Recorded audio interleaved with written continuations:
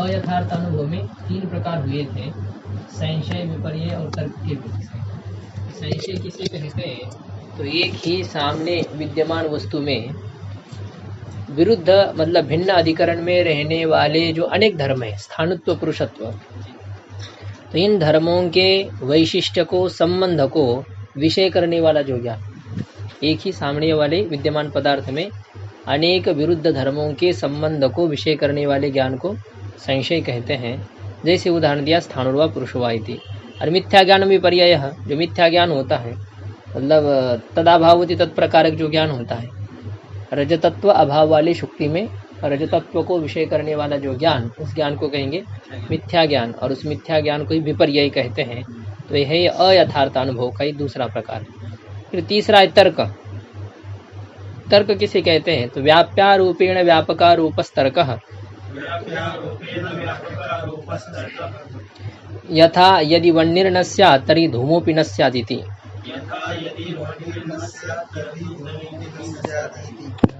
तो व्याप्य के आरोप से जो व्यापक का आरोप, उसको तर्क कहते हैं। व्याप्य के आरोप से, आरोप यानी क्या होती? कल्पना होती है ना, नहीं है लेकिन उसकी कल्पना करनी है। तो व्याप्य के आरोप से व्यापक का आरोप, इसको तर्क कहते हैं। लेकिन यहाँ व्याप्य यानी क्या चीज है? व्याप्य यहाँ लेना है साध्य का अभाव, और व्यापक है हेतु का अभाव। व्यापक है हेतु का अभाव, क्योंकि ये अन्वय व्याप्ति में हेतु व्याप्य होता है और साध्य व्यापक होता है। अन्वय व्याप्ति में हेतु व्याप्य है और साध्य व्यापक है, और व्यतिरेक व्याप्ति में साध्य का अभाव व्याप्य है और हेतु का अभाव व्यापक है। यत्र यत्र धूमा तत्र तत्र वह्नि, अन्वय व्याप्ति। यत्र वण्य भाव तत्र धूमा भाव व्यतिरेक व्याप्ति।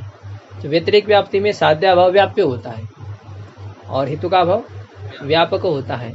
तो व्याप्य के आरोप से व्यापक का आरोप करना, अर्थात साध्या भाव के आरोप से हित्व भाव का आरोप करना, साध्या भाव के आरोप से हित्व भाव का आरोप करना। क्योंकि जो वादी होता है ना, जो कहता है कि पर्वत में वह्नि है धूम होने से, तो उसको यह पता है कि पर्वत में धूम भी और पर्वत में वह्नि भी है, लेकिन सामने वाला नहीं मान रहा है, तो व्यभिचार की शंका उसने कर दी। ये बता ना, तर्क कब दिया जाता है? जब हेतु से साध्य को सिद्ध कर रहा है वादी। यत्र यत्र धूम तत्र तत्र वह्नि अथा महानसम, तो पर्वत में भी यदि धूम है तो पर्वत में भी वह्नि है, इस प्रकार से वादी कह रहा है। लेकिन जो प्रतिवादी है, जो दूसरा है, वो व्यक्ति कहता है कि नहीं भाई, ये नहीं हो सकता है, पर्वत में धूम तो है लेकिन पर्वत में वह्नि नहीं है। अर्थात ये जो धूम है, ये धूम वह्नि का व्यभिचारी है। ये धूम कैसा है? वह्नि का व्यभिचारी। बहुत बार दिखाई देता है, अभी भी कई बारिश के समय में ऊपर धूम दिखाई देता है, तो वहाँ वह्नि थोड़ी रहती है। इसी प्रकार से इस पर्वत में जो वह्नि अभी दिखाई दे रही है, ये धूम दिखाई दे रहा है, वो धूम वह्नि का व्याप्य धूम नहीं है। धूम तो है, क्योंकि धूम तो दिखाई दे रहा है लेकिन वह्नि नहीं है। इसको कहते व्यभिचार शंका। साध्य के अभाव के अधिकरण में रहने वाला ये धूम है, ये धूम साध्य का व्याप्य नहीं है। तो इस प्रकार की शंका होने पर इस शंका का वारण करने के लिए वादी के द्वारा ये तर्क दिया जाता है।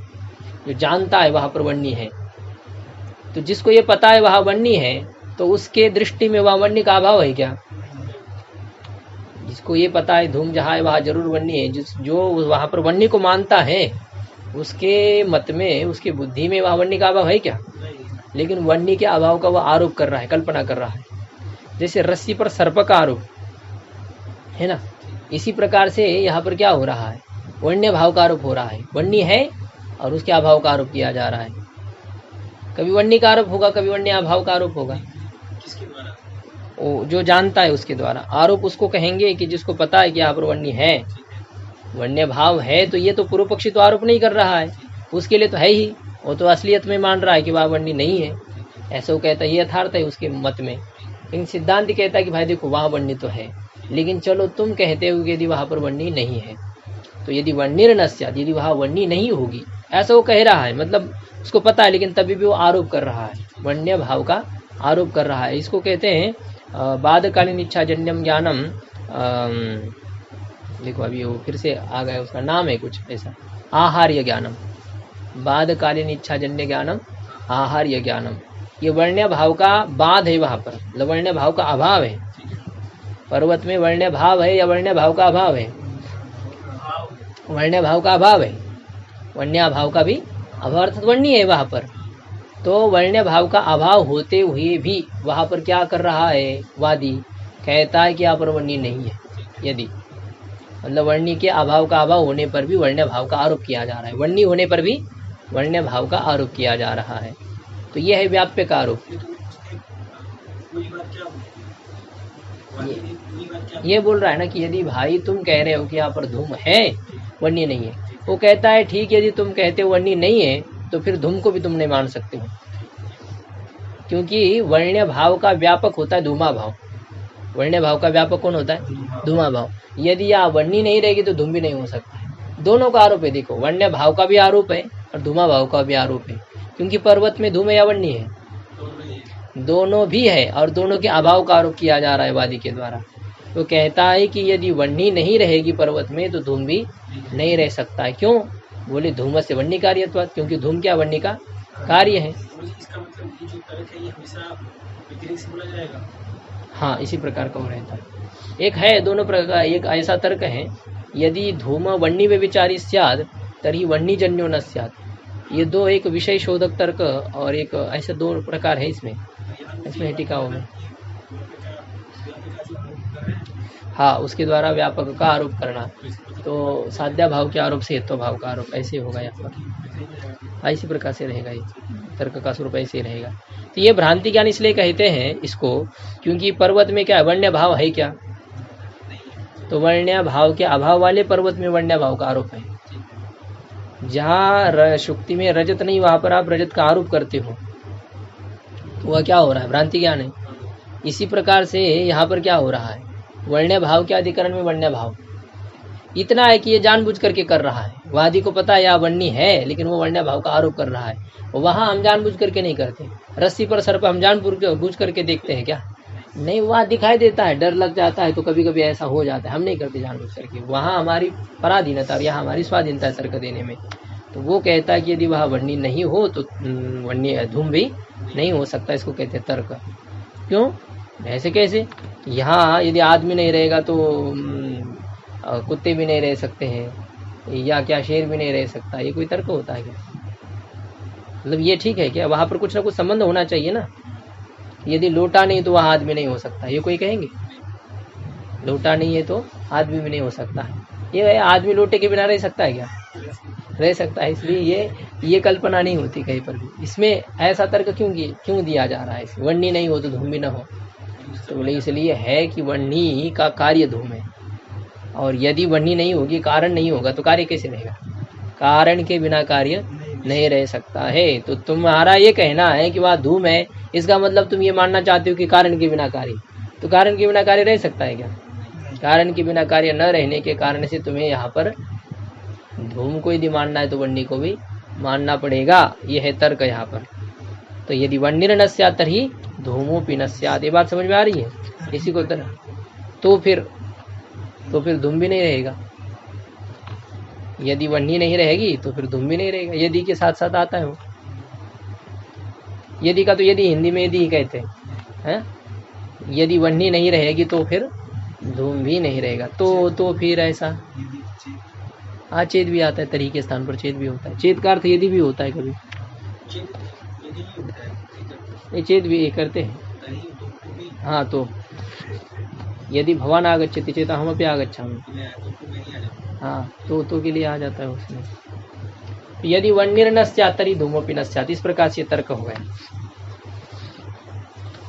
ये तर्क जो है ना अनुमान का साधक होता है, इसलिए इसको अलग कह दिया। नहीं तो ये अपदकृत्य में से शंका उठाई गई है, तो ये भी एक मिथ्या ज्ञान ही है ना। तर्क मिथ्या ज्ञान है कि नहीं है? वर्ण्य अभाव के अभाव वाले पर्वत में वर्ण्य भाव को विषय कर रहा है। तर्कात्मक जो ज्ञान है, ये ज्ञान किसको विषय कर रहा है? वर्ण्य भाव को विषय कर रहा है, धूमा भाव को विषय कर रहा है। कहाँ पर विषय कर रहा है? जहाँ वर्ण्य भाव का अभाव है वहां पर वर्ण्य भाव को विषय कर रहा है, जहाँ धूमा भाव का अभाव है वहां पर धूमा भाव को विषय कर रहा है। ये मिथ्या ज्ञान है कि नहीं? रजतत्व के अभाव वाले शुक्ति में रजतत्व को विषय करने वाला ज्ञान मिथ्या ज्ञान भी पर्याय है। इसी प्रकार का ये ज्ञान है, जानबूझ करके किया गया ऐसा है।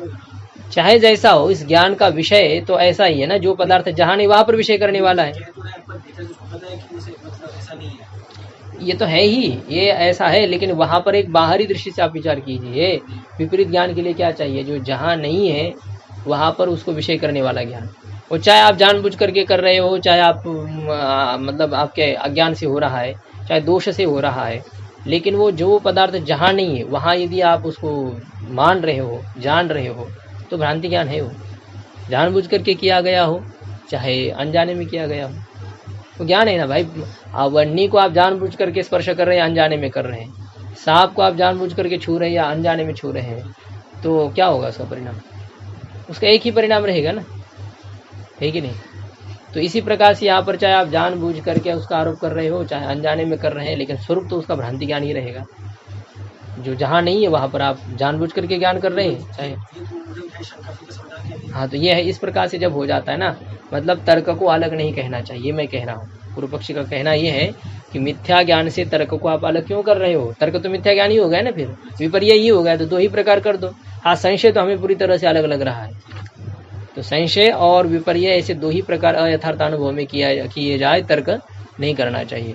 तो इसके ऊपर पदकृत्य में विचार किया गया है कि ऐसा है, तर्क जो है ना भले विपरीत ज्ञान स्वरूप है, लेकिन उसका पृथक जो विचार है वो प्रमाण का अनुग्राहक है, अनुमान प्रमाण के लिए सहायक होता है। ये जो तर्क है ना भ्रांत्यात्मक ज्ञान, ये कल मतलब जानबूझ करके किया गया ज्ञान, ये ज्ञान अनुमान का साधक होता है, मतलब सामने वाले को मानने के लिए हाँ बाध्य करता है, ये ज्ञान मानना पड़ता है। तो अनुमान प्रमाण के इसने ये किया कि नहीं, अनुमोदन किया कि नहीं? तो भ्रांति ज्ञान भी कभी कभी अनुमोदक होता है, वो भी कभी काम में आता है। जहर भी कभी आपको मरने से बचाने वाला होता है, मात्रा में लिया जाए उस प्रकार से, तो इस प्रकार से होता है। तो ऐसे यहाँ पर यह है तो भ्रांति ज्ञान, लेकिन ये आपका प्रमाण को सिद्ध करने वाला है, अनुमान का साधक है, इसलिए इसको अलग कह दिया। और वो प्रमाण का साधक नहीं है। शुक्तविदम रजतम जो ज्ञान होता है मजबूरी में जो हुआ है, दोषों से जो हुआ है, हमने जानबूझ करके नहीं किया है, वो होता है ना शुक्ति में रजत जो दिखाई दिया, तो हम जानबूझ करके ज्ञान कर रहे हैं क्या? उसको शुक्ति को रजत हम समझ रहे हैं क्या?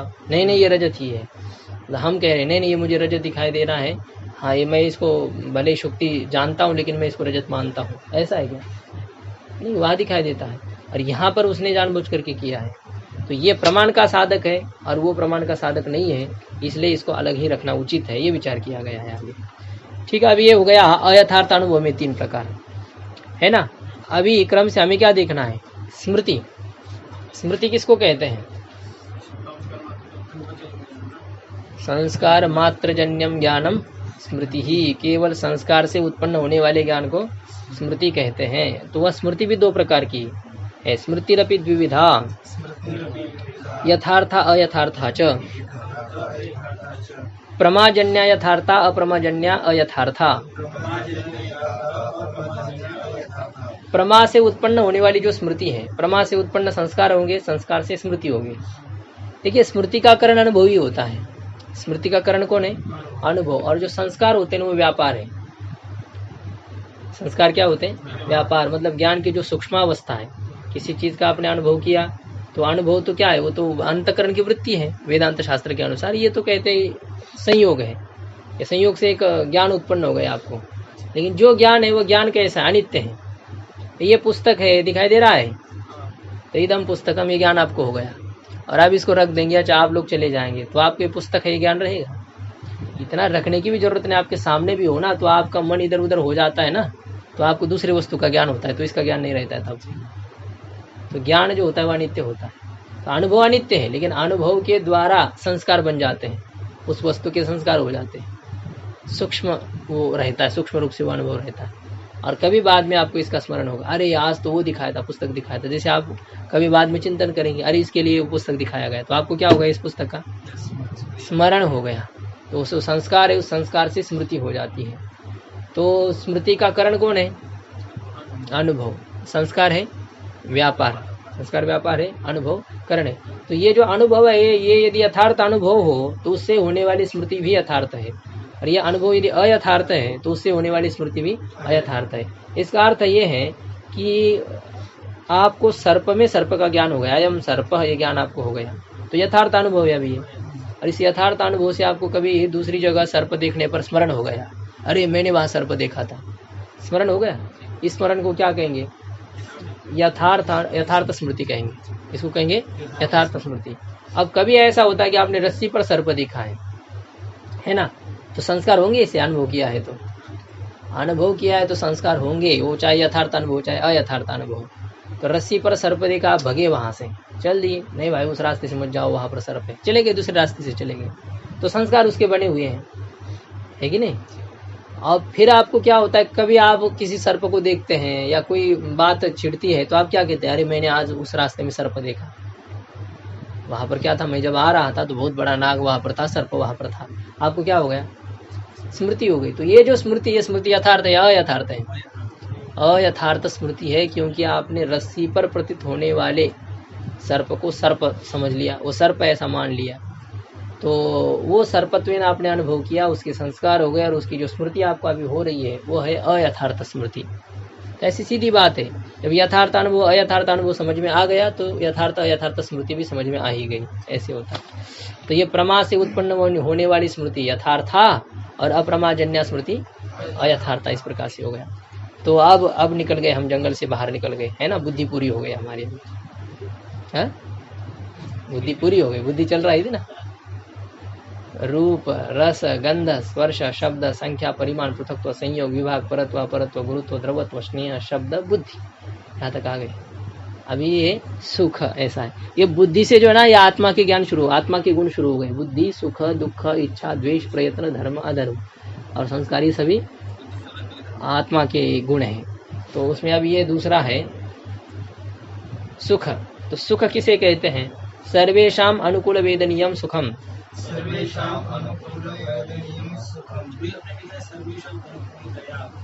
हाँ, तो सबके ये और अच्छा है, सबके अनुकूलत्वेन ज्ञान का जो विषय होता है, सभी लोगों को अनुकूल रूप से जो ज्ञान का विषय होता है उसको सुख कहते हैं।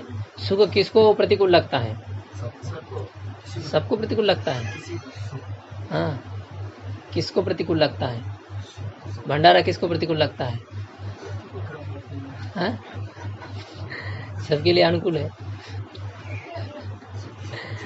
हाँ, सर्वेषाम अनुकूल वेदनीयम, सभी के अनुकूल रूप से जो ज्ञान का विषय होता है। वेदनीय का मतलब होता है ज्ञान का विषय, वेदनीय विद धातु से अनियर प्रत्यय हो चुका है, तो ज्ञान का विषय ज्ञेय, तो सबके अनुकूल रूप से जो ज्ञान का विषय होता है उसको सुख कहते हैं।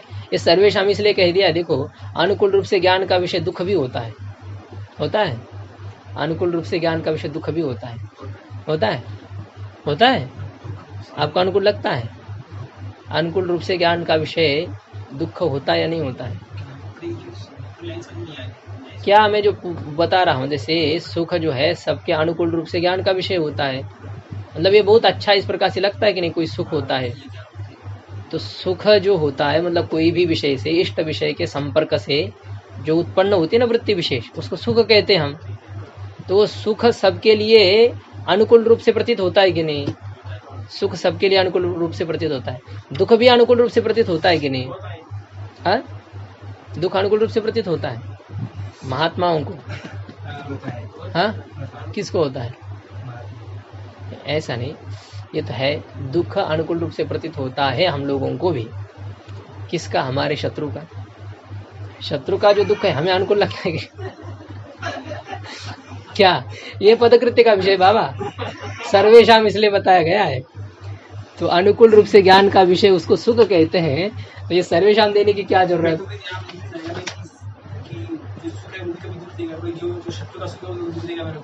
हाँ, तो दुख में वही भी आ जाएगा, सर्वेषाम उसमें भी जोड़ना है।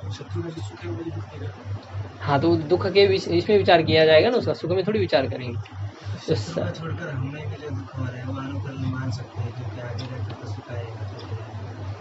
ये विवेकी लोगों के लिए होता है, वैसे ऐसा सब नहीं ना। दुख जब होता है तो कष्ट होता ही है ना। ऐसा है, अभी सर दर्द हो रहा है या कुछ पेट में दर्द हो रहा है, अब आगे मैं स्वस्थ हो जाऊंगा, इस सुख में वो हंसता है क्या? कोरोना हो गया किसी को, अब चलो कोई बात नहीं, एक बार आकर के चला जाएगा, फिर नहीं होगा, अब मैं शांति से रहूंगा, ये होता है। कौन विचार करेगा अभी आगे वाला? अब दुख तो हो गया, परिणाम का विचार हम नहीं करते। सुख भोगते समय भी हम परिणाम का विचार नहीं करेंगे, ये नष्ट होने वाला है, और दुख भोगते समय भी हम विचार नहीं करते, ये नष्ट होने वाला है। यदि हम दोनों समय विचार करते ना तो हम उसमें सुख से इतना फूलते नहीं और दुख से इतना पीड़ित नहीं होता। सुख दुखे क्या ईश्वर मन सुखेश विगत स्पृह वीतराग हुए क्रोध से धीरे मुनिरुच्यते, ये होता है उसमें। तो सर्वेशाम सभी के लिए अनुकूल रूप से जो ज्ञान का विषय होता है। शत्रु का सुख शत्रु के लिए अनुकूल रूप से ज्ञान का विषय होता है क्या? हाँ, उसको जो हमारा शत्रु है उसका दुख हमें अच्छा लग रहा है, उसको खुद को वह दुख अच्छा लग रहा है क्या? किसी का कोई एक्सीडेंट हो गया, बहुत दुष्ट था, अभी हमें गाली दे करके गया था, पैर टूट गया, हम क्या कहते हैं? अच्छा हो गया, भगवान ने अच्छा कर दिया, भगवान अच्छा ही करते हैं। अब उसको कितना बेचारे को कष्ट हो रहा है कि नहीं? तो सबके लिए अनुकूल रूप से ज्ञान का जो विषय है उसको सुख कहते हैं, उसमें दुख में अतिव्याप्ति नहीं होती है। नहीं तो दुख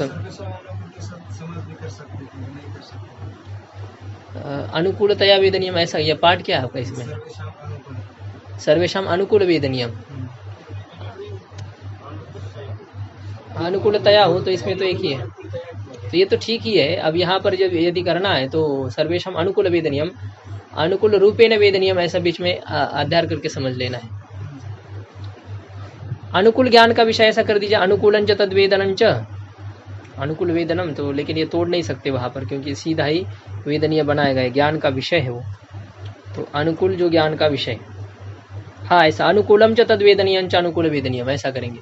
अनुकूल ऐसा जो ज्ञान का विषय है, सबके अनुकूल ऐसा जो ज्ञान का विषय। ज्ञान के विषय दो प्रकार के होते हैं, एक होते हैं अनुकूल और एक होते प्रतिकूल, है ना। जो सब्जी हमें अच्छी लगती वही बनी हुई है, तो वह सब्जी हमारे ज्ञान का विषय है, लेकिन वो अनुकूल ज्ञान का विषय है। मतलब ज्ञान अनुकूल नहीं, वो विषय अनुकूल। यहाँ अन्वय समझना है, अनुकूल ज्ञान के साथ हम संबंध नहीं कर रहे, विशेषण वो विषय का है। और प्रतिकूल ज्ञान का विषय मतलब क्या होता है? जो विषय प्रतिकूल है, हमें जिस चीज को हम नहीं चाहते वही कद्दू की सब्जी बनी हुई है किताब भवन में, चाहे जैसा हो और कहीं कहीं है, तो वो क्या होता है?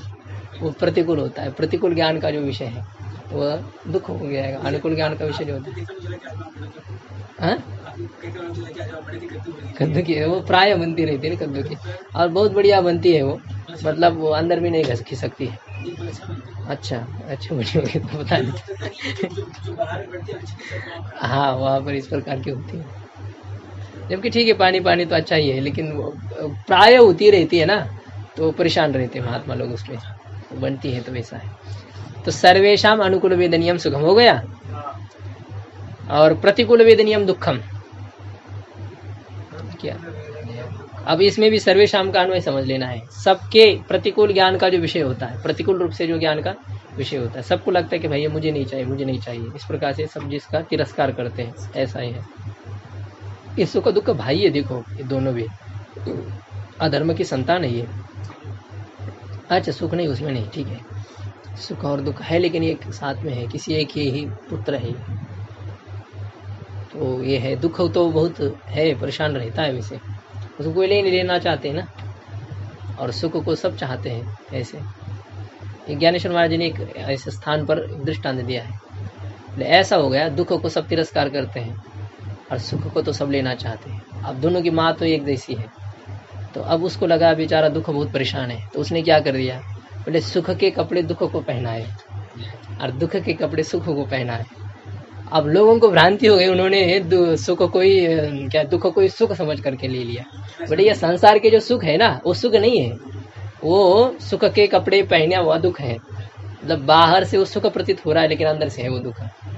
और जो असली दुख सुख होता है, और उसके कपड़े दुख के हैं। यत्तदग्रे विषय में परिणाम मृतोपम तत्सुखम सात्विकम प्रोक्तम आत्मबुद्धि प्रसादजम, इस प्रकार के होते हैं। तो सबके प्रतिकूल ज्ञान का जो विषय उसको दुख कहेंगे, सब जिसको प्रतिकूल रूप से जानते हैं, ये मुझे नहीं चाहिए, ये दुख हो गया।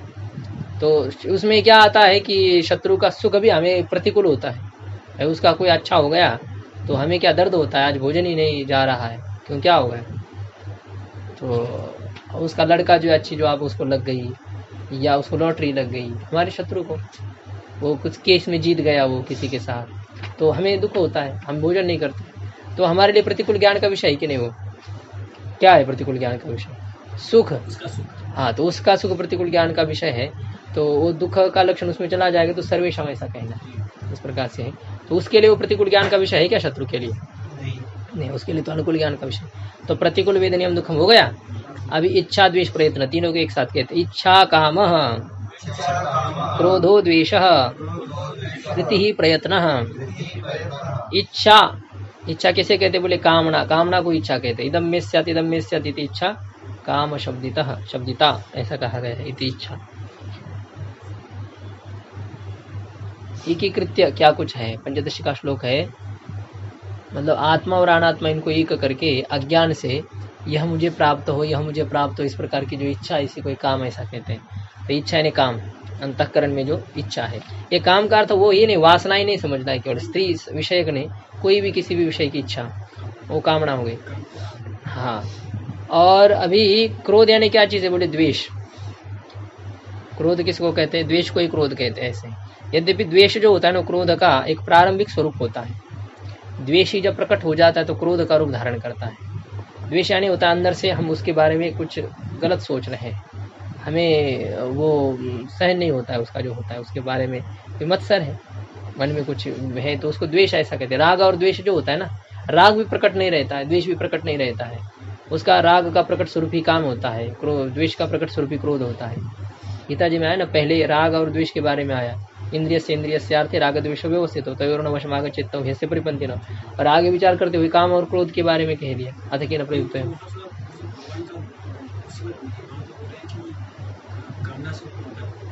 क्या? नहीं, वो तो है, अपूर्ण काम से क्रोध की उत्पत्ति होती है। काम जब अपूर्ण हो जाता है, कोई विघ्न कर देता है तो तब क्रोध की उत्पत्ति होती है। इसलिए काम ही क्रोध इस प्रकार से बता रहे हैं। तो उस व्यक्ति के बारे में तो द्वेष तो है जो बीच में आ रहा है, वो उस व्यक्ति में द्वेष नहीं है। द्वेष नहीं होता है आपका भाई, आप सुख का उपभोग कर रहे थे, उसी समय आपको कोई किसी ने टोक दिया, आपको अलग कर दिया, कुछ कर दिया जो था, तो उसके बारे में द्वेष तो हो ही गया ना आपको।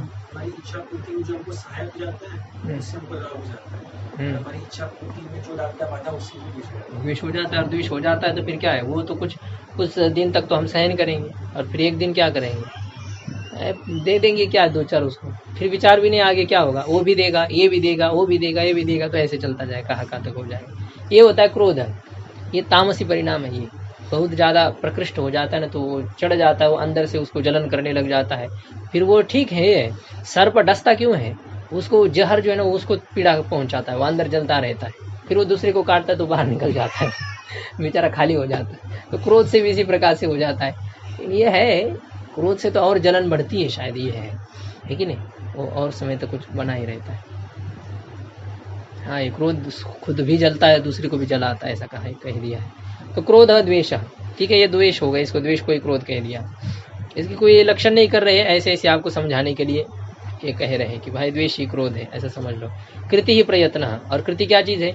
प्रयत्न। प्रयत्न यानी होता है आत्मा का व्यापार, निश्चय करना किसी चीज़ का कि मैं इसको करूँगा, अभी मुझे ये करना है, मुझे ये पढ़ना है, मुझे स्नान करना है, मुझे वहाँ जाना है, ये जो निश्चय होता है इस निश्चय को ही कृति कहते, प्रयत्न कहते। किया नहीं अभी तक आपने, निश्चय को ही कृति कहेंगे। प्रयत्न ये है आत्मा का गुण। इसके बाद में चेष्टा करते हो आप, तो चेष्टा शरीर से होती है।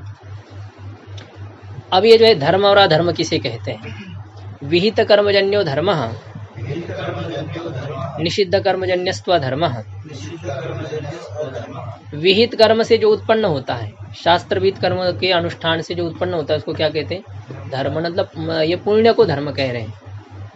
और वेदांत आदि शास्त्रों में 14 लक्षणों धर्म, वेद विहित कर्मजन्य, वेद विहित जो कर्म है उसी को धर्म कहते हैं।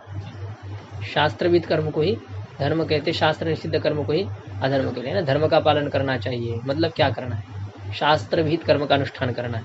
और यहाँ पर यह धर्म शब्द से शास्त्र विहित कर्म से जो उत्पन्न हो गया पुण्य अपूर्व, उसको कहते हैं धर्म, अदृष्ट को। और निषिद्ध कर्म से जो उत्पन्न होता है उसको कहते हैं अधर्म, पाप। पुण्य और पाप की व्याख्या यहाँ पर धर्माधर्म शब्द से पुण्य पाप ले रहे हैं। ये है, उसको भी कहते हैं धर्माधर्म, पुण्य पाप शब्द से भी लिए जाते हैं, लेकिन प्राय उसको धर्म अधर्म को कर्म भी कहा जाता है। विहित कर्म और निषिद्ध कर्म को ही धर्माधर्म कहेंगे। और यहाँ तो उससे उत्पन्न होने वाले पुण्य पाप को धर्माधर्म कह रहे हैं। हो गया ये। अभी ये आत्मा के 8 विशेष गुण है, यहाँ तक जो बताए ना, बुद्धि, सुख, दुख, इच्छा, द्वेष, प्रयत्न, धर्म, अधर्म, 8 हो गए। और एक बाकी इसमें ये कहेंगे अभी, संस्कार जो है वो संस्कार में एक भावना नामक संस्कार है। सभी संस्कार नहीं, संस्कार में 3 प्रकार करेंगे, उसमें से भावना संस्कार ये आत्मा का गुण है, और 2 जो है वो आत्मा के नहीं है। तो बुद्ध्यादयोष्टावात्म मात्र विशेष गुणाः, बुद्ध्यादि जो 8 हैं, बुद्धि ही आदिर येषाम अष्टानाम ते अष्टौ वाष्ट बुद्ध्यादय। अष्टौ ये कौन सी विभक्ति है? अष्टौ, हाँ अष्टौ, हाँ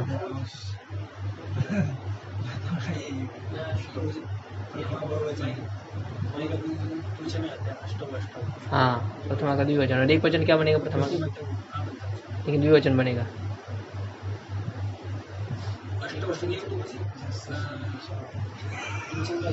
है ना, द्विवचन का है ना, प्रथमा का द्विवचन है, द्वितीय का द्विवचन है, दोनों का द्विवचन है। और बहुवचन क्या बनेगा? बहुवचन में नहीं चलता, एक वचन द्विवचन में ही चलता है। हाँ। अष्टौ ये प्रथमा का बहुवचन है, अष्टाभ्य औष। मैं तो सोचा था मैं ही आ गया। तो बुद्ध्यादि अष्टौ, बुद्ध्यादि जो 8 है, तो ये 8 आत्म मात्र विशेष गुण है। ये किसके? केवल आत्मा के विशेष गुण है। आत्मनः एव आत्ममात्रम, आत्ममात्र से विशेष गुण आत्ममात्र विशेष गुण है, केवल आत्मा के विशेष गुण है। 2 प्रकार के गुण होते हैं, एक विशेष गुण और दूसरे सामान्य गुण होते हैं। तो रूपम गंधो रसः स्पर्शः स्नेहः सांसिद्धिको द्रवः बुद्ध्यादि भावनांताश्च शब्दामि वैशेषिको गुणाः। हाँ, इसी प्रकार से ये है। तो विशेष गुण है रूपम गंधो रसः स्पर्शः स्नेह सांसिद्धिक द्रवत्व। 2 प्रकार के द्रवत्व है ना, सांसिद्धिक नैमित्तिक। सांसिद्धिकुम द्रवः बुद्ध्यादि भावनांताश्च, बुद्धि सुख दुख इच्छा द्वेष प्रयत्न धर्म अधर्म संस्कार, भावना नामक संस्कार। कितने हो गए? 15 हो गए। और फिर एक है शब्द। तो इन 16 को विशेष गुण कहते हैं। 24 में 16 जो है ना, नहीं सामान्य है, ये विशेष गुण है। और ये जो विशेष गुण है ना, वो मन में विशेष गुण कोई नहीं है, काल में कोई विशेष गुण नहीं है, देश में कोई विशेष गुण नहीं है। विशेष गुण केवल 5 भूतों में है और आत्मा में है। तो आकाश में एक ही विशेष गुण है शब्द, वायु में विशेष गुण है स्पर्श, बस एक ही है उसमें भी। और तेज में विशेष गुण है रूप और स्पर्श, इसमें 2 आ जाएंगे। और जल में विशेष गुण आ जाएंगे, रस है, स्पर्श है, गंध नहीं है। सांसिद्धिक द्रवत्व उसमें रहेगा। स्वाभाविक द्रवता किसमें रहती? जल में रहती है, ये जल का विशेष गुण है। और पृथ्वी में विशेष गुण रहेंगे रूप, रस, गंध, स्पर्श, है ना, 4 हो जाएंगे। हाँ नहीं, शब्द नहीं रहता पृथ्वी में। नैयायिक न्याय पढ़ रहे हैं हम लोग। रूपम गंधो रस स्पर्श स्नेह, स्नेह तो जल में ही है, स्नेह एक जल का ही विशेष गुण है, यहाँ पर विचार करेंगे। सांसिद्धिक, ऐसे ये विशेष गुण बताएंगे। और आत्मा के 8 विशेष गुण है, बुद्धि सुख दुख इच्छा द्वेष प्रयत्न धर्म अधर्म, और एक भावना है 9। ऐसे आत्मा के 9 विशेष गुण है, इस प्रकार से कह रहे हैं। अभी तक 8 बता, इसलिए इन्होंने कह दिया कि बुद्ध्यादि अष्टौ आत्ममात्र विशेष गुण है, केवल आत्मा के विशेष गुण है। बुद्धि इच्छा प्रयत्न नित्यानित्याष्ट, और बुद्धि इच्छा प्रयत्न, ये जो 3 गुण है ना, ये नित्य भी और अनित्य भी है ना। क्योंकि आत्मा में कितने प्रकार हैं? आत्मा में कितने प्रकार हैं? आत्मा में 2 प्रकार हैं। आत्मा में कितने प्रकार है? बोले प्रतिशरीरम भिन्ना, जीवात्मा और परमात्मा, ऐसे 2 प्रकार हैं। और आत्मा किसे कहते हैं? आत्मा का क्या लक्षण है? क्या लक्षण है आत्मा का?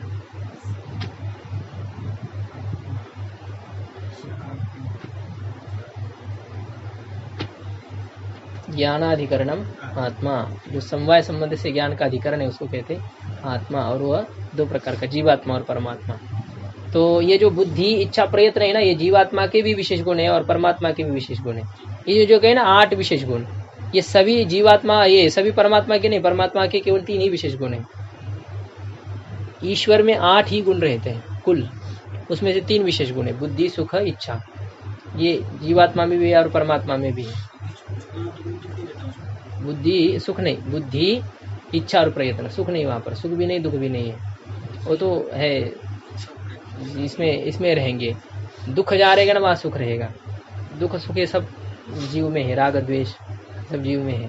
परमात्मा में केवल क्या? इच्छा है। ज्ञान है और प्रयत्न है। ऐसे कहते हैं ना, सृष्टि की उत्पत्ति की इच्छा होगी और उनको सृज्यमान पदार्थ का ज्ञान है और वो संकल्प प्रयत्न भी करते हैं। इस प्रकार से ईश्वर में 3 ही गुण है, बुद्धि, इच्छा, प्रयत्न, ऐसा नहीं यही कहते हैं। तो ये जो 3 है ये ईश्वर में नित्य है। ईश्वर का ज्ञान, ईश्वर की इच्छा और ईश्वर का प्रयत्न नित्य होता है, और जीव का ज्ञान, जीव की इच्छा, जीव के प्रयत्न अनित्य होते हैं। ऐसा है। कभी ज्ञान हो गया हमेशा रहेगा कि शास्त्र पढ़े हैं तो रहेगा, पाठ में नहीं रहेगा। अभी जब पूछेंगे तो एक बार भूल जाते हैं। ये नित्या ईश्वरस्य, ईश्वरस्य नित्या, ये नित्या कौन सी भक्ति है? नित्या ईश्वरस्य, प्रथमा का एक वचन है नित्या। पुल्लिंग है, स्त्रीलिंग है, नपुंसक है? स्त्रीलिंग है। तो नित्या, नित्या से किसको लिया जा रहा है यहाँ पर? ईश्वर से नित्या का नित्या, कौन है वो नित्य ईश्वर के?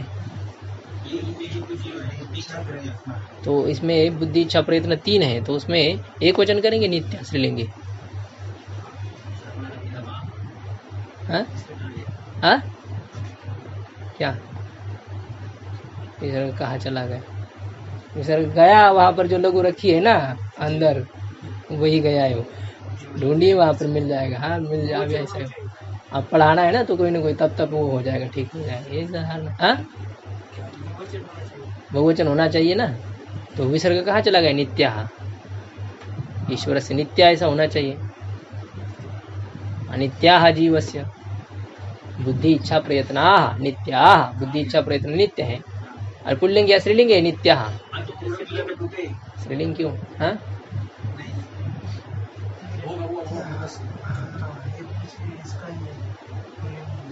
पुल्लिंग है, बुद्धि, इच्छा, प्रयत्न ये पुल्लिंग है, और उनको ये सूचित कर रहा है नित्या के नित्या, बुद्धि, इच्छा, प्रयत्न नित्या। कस्य नित्या? ईश्वरस्य नित्या, ईश्वरस्य नित्या के। हाँ तो ईश्वरस्य बुद्धि, इच्छा, प्रयत्न नित्या, जीवस्य बुद्धि, इच्छा, प्रयत्न अनित्या। हाँ तो ईश्वर के बुद्धि, इच्छा, प्रयत्न नित्य है और जीव के बुद्धि, इच्छा, प्रयत्न अनित्य है। इस प्रकार से कह रहे हैं। विसर्ग कहाँ चला गया? हाँ शाकल्य महर्षि ले गए। अच्छा ऐसा है। ससुरिशो हाँ बताइए बताइए कैसे क्रम से क्या क्या होगा?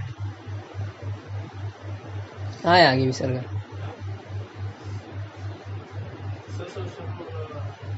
से रुत्त हो गया। हाँ जस के सकार को उत्त हो गया। ठीक आगे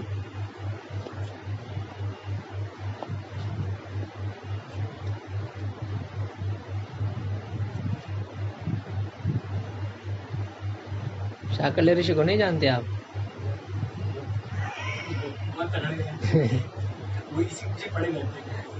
हाँ फिर क्या हो गया? रू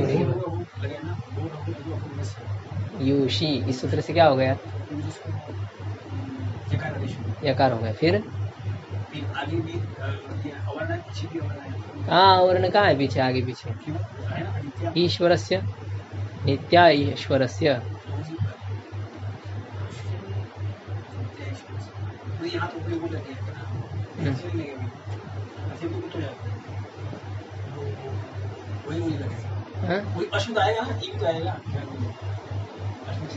हाँ तो फिर क्या हो गया? यकार हो गया। फिर सूत्र से यकार का लोप हो गया। और फिर संधि क्यों क्यों क्यों वैसे ही पूर्वत्रा सिद्धम, यहाँ पर जो है लोप शाकल्य से सूत्र सिद्ध है, आदिगुण सूत्र की दृष्टि से नित्य है, ईश्वर से ईश्वर के नित्य है। हाँ ठीक ठीक अब हो गया, अब आ गई पटरी पर गाड़ी। अनित्या जीवस्य हाँ कौन?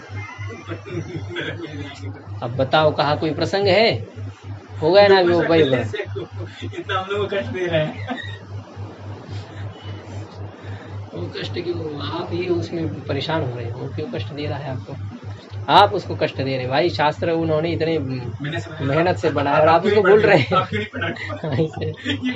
अनित्या जीवस्य हाँ जबरदस्ती क्यों नहीं? उसका ऋण है। देखिए ऋणी व्यक्ति जो होता है ना, ऋण देने वाला ऋणी को अपने अधीन रखना चाहता है, अपने हिसाब से चलाना चाहता है, तो ऐसे है। तो ये अनित्य ईश्वरस्य, ईश्वर जीव के जो है वो बुद्धि इच्छा प्रयत्न अनित्य है। हो गए।